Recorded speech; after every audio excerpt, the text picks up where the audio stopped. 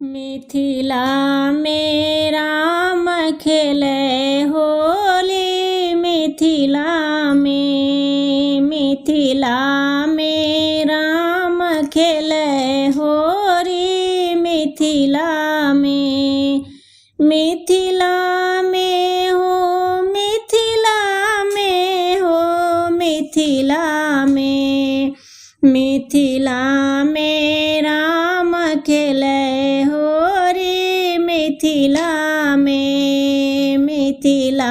में राम खेले होरी। मिथिला में हाथय गुलाब फूल कुम केसरी। कुम केसरी हो कुम केसरी रंग भरल अबीर झोरी। मिथिला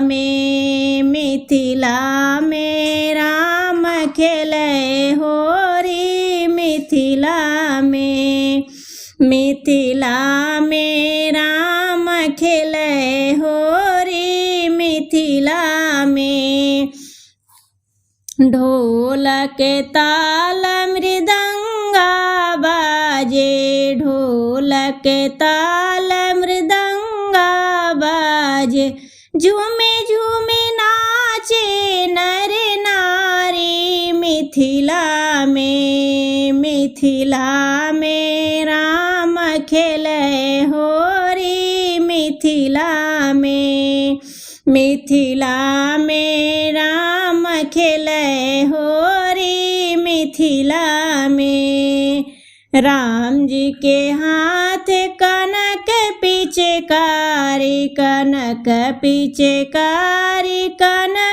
पिचकारी सिया जी के हाथ अबीर झोरी। मिथिला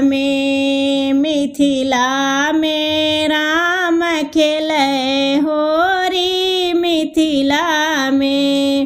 मिथिला में राम खेले होरी। मिथिला में है फगुआ रूप मिथिलापुर में। है फगुआ रूप मिथिलापुर में। मिथिलापुर में हो मिथिलापुर में घर में चरहल होरी। मिथिला में राम खेले होरी। मिथिला में राम खेले होरी। मिथिला में हो